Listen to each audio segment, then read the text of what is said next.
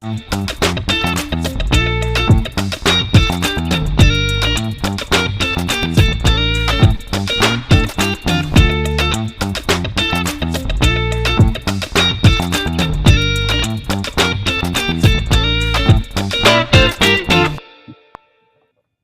welcome to Flow Chaser Monday, where I'm presenting a theory on accessing the flow state. The vibes for this about 30-minute presentation is to get really connected with your purpose as an access point to flow, where you are accomplishing a lot and really enjoying your time doing so.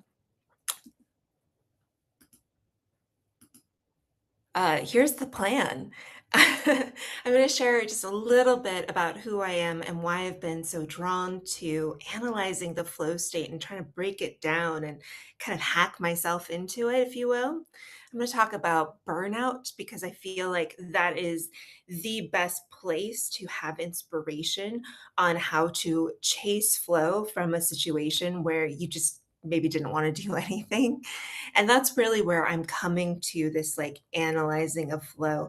What is the best way to produce meaningful work that I care a lot about without really like harming myself, as one does when they chase goals and they burn out? And then I will apply the same ideas and maybe present some new things about chasing flow, show you from a different perspective than just an optimization and productivity method for getting into the flow state. Nah, we're going to be talking about using the flow state, why it's so powerful, the mechanisms within it, and some theories that I have about your ability to access it more readily, which just makes everything a lot more fun. So I have nothing to sell. This is a presentation that I'm doing every Monday at 6 a.m. in 2026. It's in July now, and I'm over halfway through. I feel like I've made a lot of progress in presenting these ideas, the reasons behind why I'm doing this. And now that I'm 30 some weeks into this, I feel myself really accessing that flow state when I'm presenting. It's like enough of a framework, enough creativity, and I don't know what will happen if I add this slide in. I'm really into it. And this is about a 30-minute lecture. Who I am. I'm just your humble web and brand designer. I live in the Pacific Northwest. I've been owning my own creative business and doing this work for it'll be 11 years in August. And I'm also somebody I feel everything. If I could turn down my mirroring neurons just a little bit, maybe I could have been like a doctor or something like that. But like I am highly sensitive. I have very inconsistent energy patterns because of it. And I do have a lot of personal and professional goals. So I have that like energy constraint, and then I also have that like drive. And that's important because the who behind who is telling you to analyze yourself, who is telling you to analyze your goals. If you don't vibe with that, then you're going to have a different approach entirely.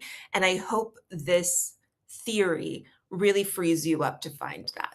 But this is who I am. And now we get to talk about burnout. So, my theory around burnout is that it has to start with a high capacity person, somebody who has drive, somebody who I often say it's not the person that you ask to bring napkins to the cookout. It's the one who's organizing the entire cookout, who is at risk for burnout. Because fundamentally, inside, what is happening is that they have an ability to produce an event, produce work, produce code, produce design, to make something. And that is recognized, which is just such a beautiful thing. There is an effort and then there's recognition. And with that recognition can be compensation, a nice paycheck. Sometimes also that paycheck can be referred to as the golden handcuffs. But when you have a high capacity person and they are really craving that praise, that compensation, that recognition that what they do matters. Unfortunately, the thing that they actually do, if that is not connected to a passion, a desire, a curiosity about life, an innate drive to really understand or to build something or to create something or to think something completely different, that when that is not honored, when the soul is not honored, when the unique individuality of every single person, when the individual does not feel that if they followed their passion or their creativity or their curiosity, that they wouldn't receive recognition and they have to do the thing that they get compensated for. This is the recipe for burnout. It has to be high capacity met with recognition, detached from individuality and what the soul is really driving that person. That is what I believe leads to burnout. And burnout is really painful. It is a waste of energy, if I was to be so bold as to say. Your life force, your energy, the time from when you wake up in the morning to when you go down to sleep at night, the energy that you put out into this world is precious.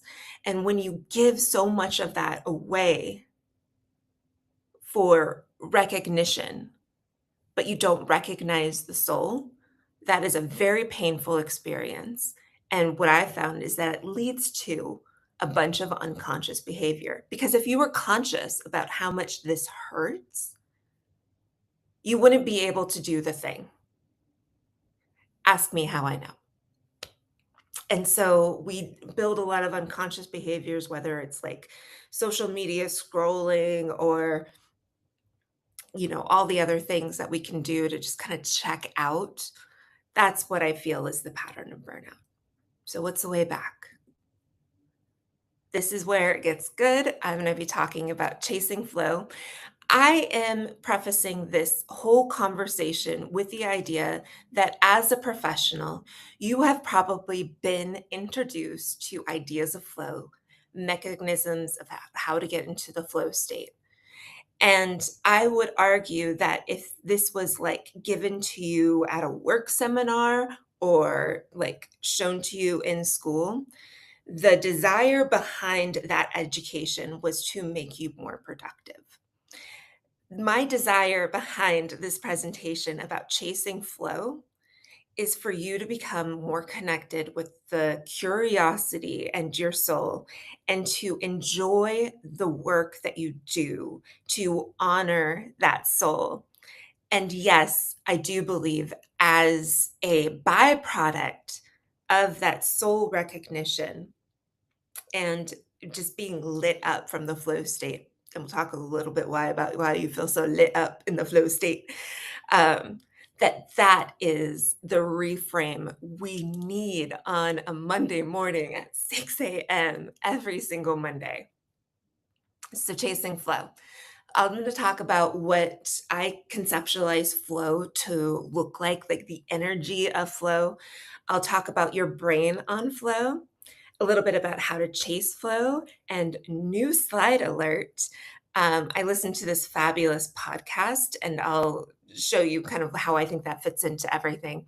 I'll talk a little bit about creativity and adaptability, but the nucleus of this whole presentation is that radical self acceptance and alignment is the flow trigger that you are looking for, which is why this presentation is happening, and alignment as a flow trigger, because I'm like, they're not talking about this. They're not talking about like the mechanics of flow, and they're not talking about the soul driven burnout preventative reasons for alignment and your ability to access the flow state, which is just why I get so lit up talking about this.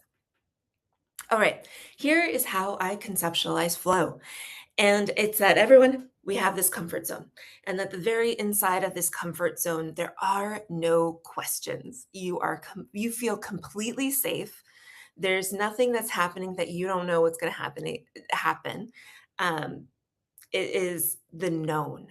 It is safety. It is just that core, like maybe cozy in your bed, no expectations on you. You are there. You have arrived. You know everything that's going on. There's nothing unpredictable. You are in the core of your comfort zone.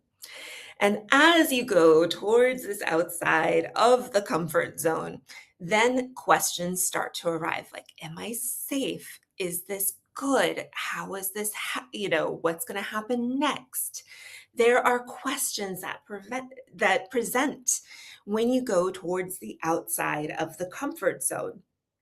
And then all the way, questions, questions, questions, less and less certainty as we're moving away from the comfort zone center, all the way up to the dysregulation zone, which isn't as scary as it sounds. This dysregulation zone just means that the energy of the person needs to go into regulating activities. This could be your breath work, this could be taking care of your physical needs, having a sip of water. It just means that for a moment, the regulation of the human, the body, needed to correct itself in order to either like go back inside the comfort zone or to then divert attention to something else. But in between there, when there are questions and curiosities and you don't know exactly what is going to happen, but maybe there's an assumption that like everything is going to turn out okay, that is the potentiality for flow. And that within that flow, there is complete focus and absorption on the thing that you're watching, observing, interacting with, creating.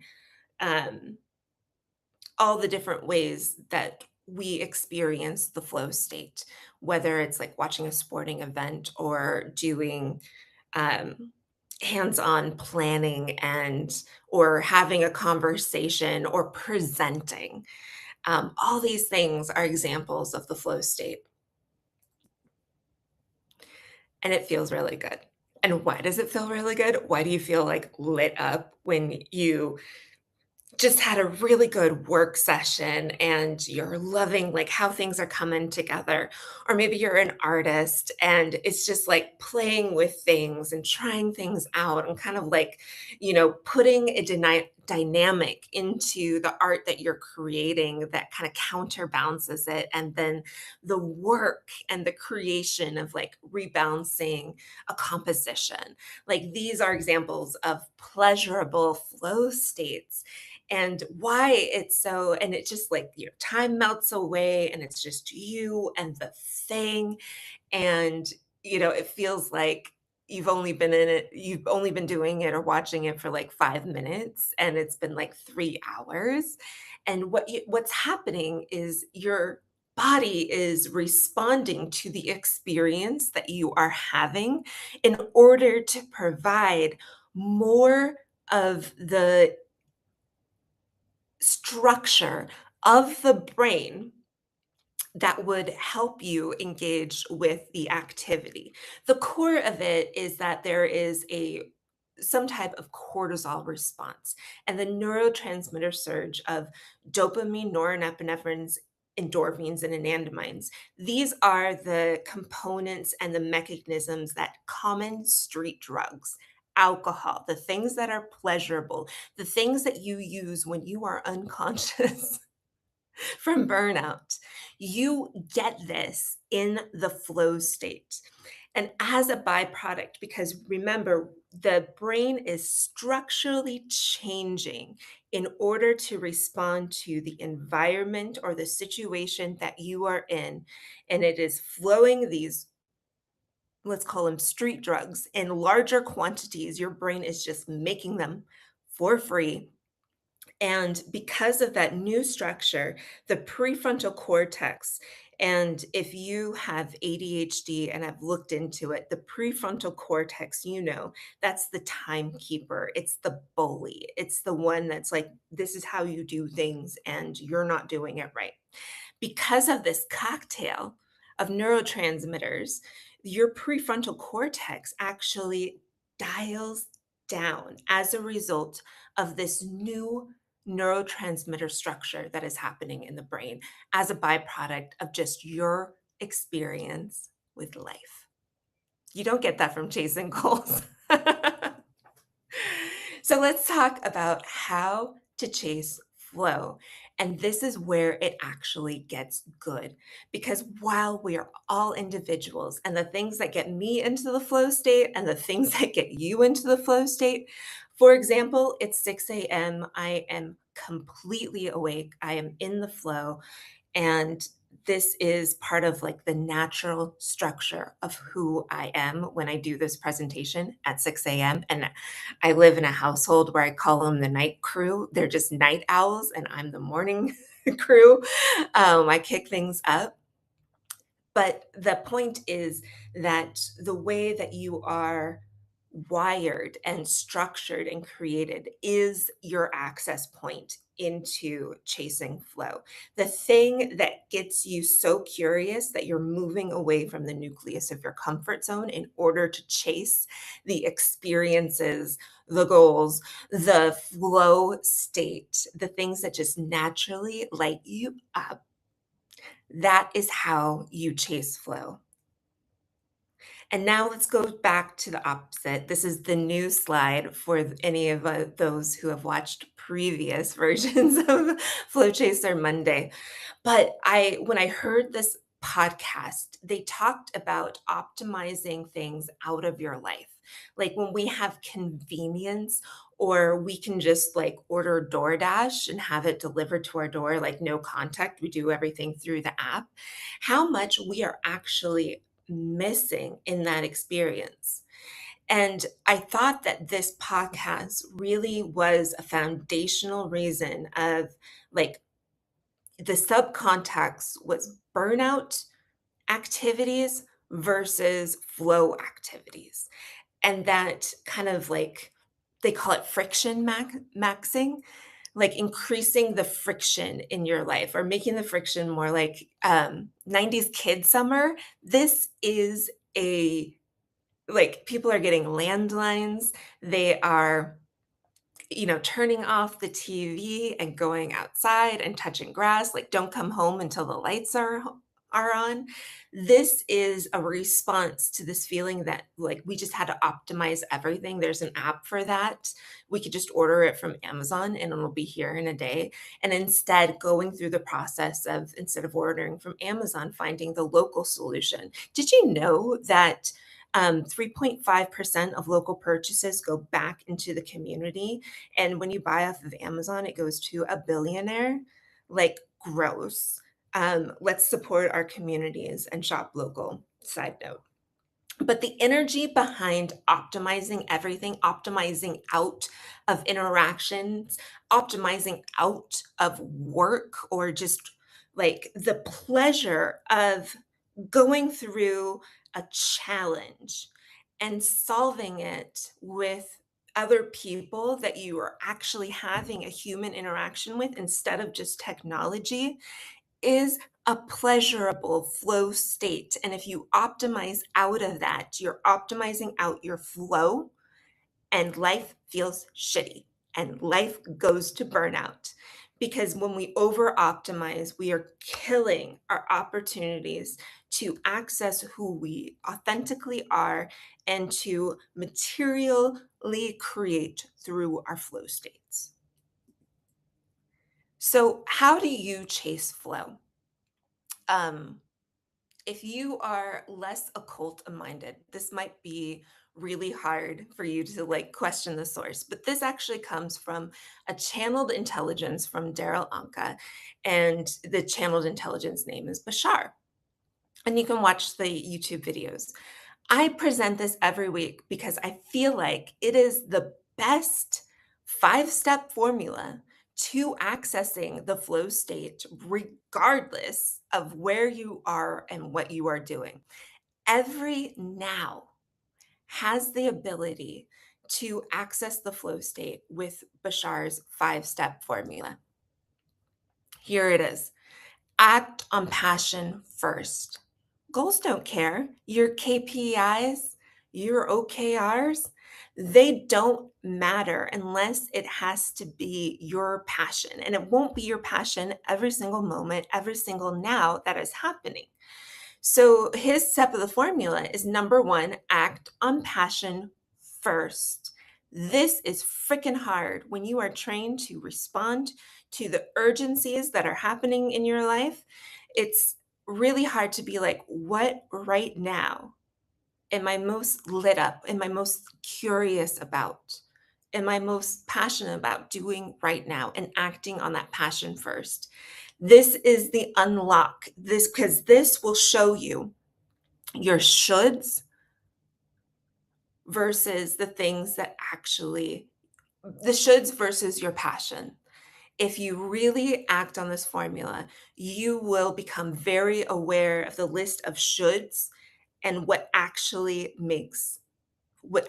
you're passionate about. And so act on passion first. Two, act as far until the excitement wanes. When I said the dysregulation zone is not a scary place to be, this is exactly the formula's response to that because there is a natural excitement where there's questions going, you're in this dynamic, time is bending, and then the flow state naturally ends. Excitement wanes. It's no longer your passion. You have to go do something else, mission complete, right? Act as far as the excitement wanes. Three, act on passion without assumption of outcome. And this really lands into number four too. But what this is saying is that in this potentiality, you do not get to the flow state unless you are moving from the inside of your nucleus of safety and comfort, and you know everything that is going to happen to the outside, all the way up until your passion wanes or the excitement of what you're doing wanes, and it's time to do something else and to regulate the body, of course. And so, act on passion without assumption of outcome means to leave that nucleus of the comfort zone and get into spaces where it is unpredictable what is going to happen. When you go to a sporting event, you do not know that if your team is going to win or lose. You are putting yourself in the flow state by not assuming what the outcome is. Because if you knew your team was going to win, and maybe this is why WrestleMania is not so interesting, and UFC is like wonderful because you don't know if your fire is going to win or not. You don't know the outcome that pulls you out of your comfort zone and engages you in the mechanism of flow until your excitement wanes and dysregulation and you bring yourself back into regulation and it's on to the next. All right, four, no matter what, manifest, stay in a positive state. This is the fuel to stay in a flow state. So, because we're moving outside of the core of our comfort zone, there's lots of questions. There could be, multiple answers to those questions, and you might have challenges that come in. Challenges that come into the flow state re-engage that sensory experience that you are having with the neurotransmitters, and you are actually provided more resources to come up with solutions to those challenges, and that actually keeps you in that flow state for longer and longer. It's like the dynamic of you're working on something and then somebody says, "Hey, we can't do it that way. It needs to be this size." And that's like, "Well, I need to change the layout and do this." Your mind, your brain, your soul is responding to those challenges, re-engaging with the flow state, and it is fuel. So this is why he says, like, no matter what happens, stay in the positive state because you have access to multiple solutions to challenges. Five, examine your beliefs and release fear. When you have a assumptions of outcomes or it needs to be a certain way or you're so fixed that reaching a goal looks a certain way, when you are in the flow state, it doesn't care about like what's happening in the future. It is so engaged in the now.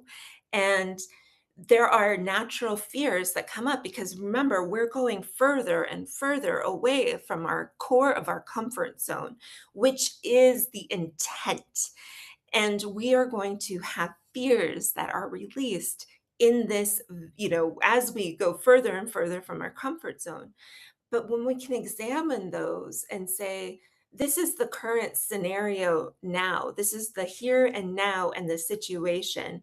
And I'm safe asking these questions. I'm safe investigating this. I'm safe being in this experience where, yeah, maybe my team loses and I'll still be fine. I'm coming back next game. So, examining your beliefs and releasing fears, which is a form of self regulation, which keeps you from bouncing off that dysregulation into no good territory. All right. And this is what I mean about accepting the challenges as flow triggers.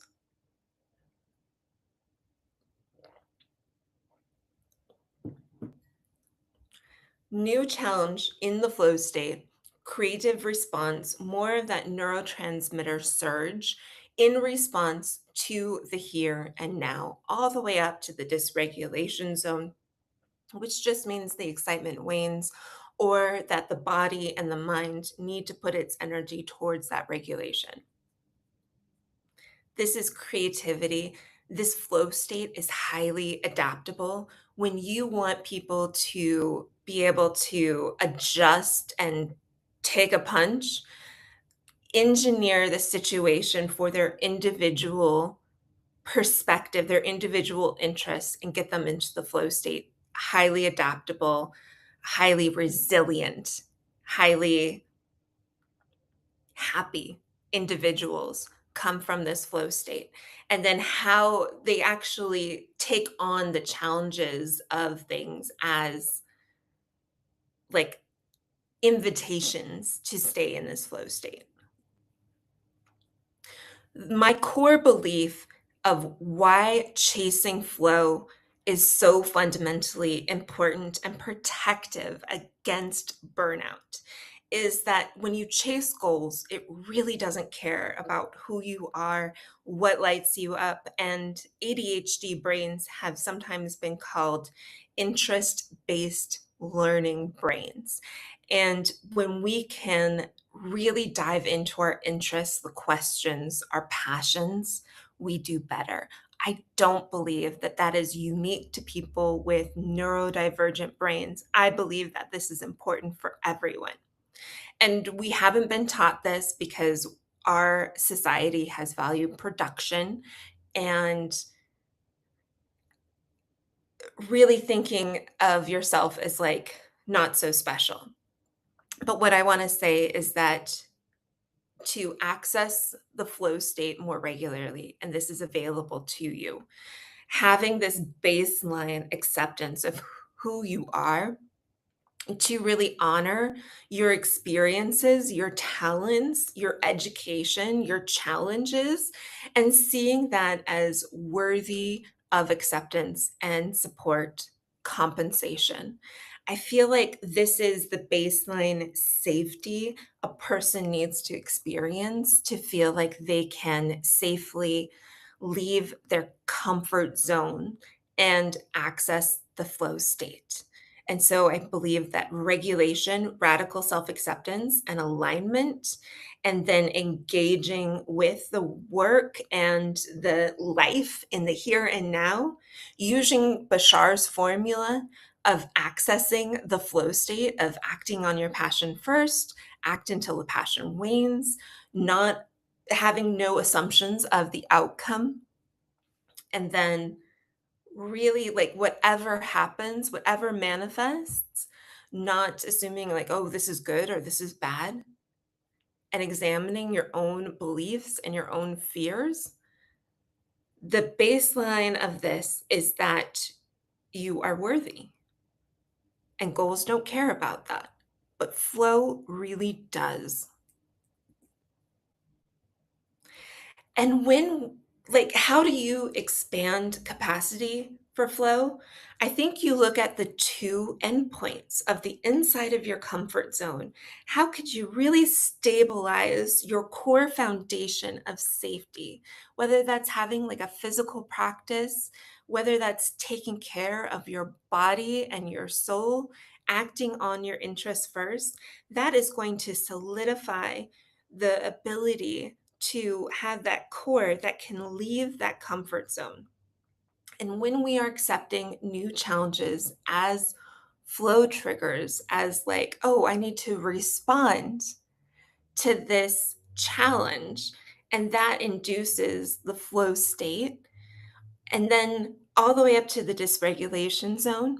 So, how we improve when we improve our regulation and build our comfort zone, we then kind of give ourselves more space and push off that dysregulation zone or have more awareness on how not to cross over it too badly, which sometimes I'll admit I like get really flustered from things like way too many things and I'm dysregulated and I have to put all my energy into like back into regulation. Cool. All of this regulation work that we're doing outside of the flow state really helps with expanding your capacity for accessing the flow state. And look at us, 6:31. It was an honor and a pleasure to present this. I hope you have a week filled with flow inducing, passion exploring, curiosity. It is a great time to evaluate what are your fears, what are your list of shoulds, and what are your list of passions, and to really chase that and go after that and explore how following that passion first is going to improve the quality of your life and make you happier. I'll see you next week.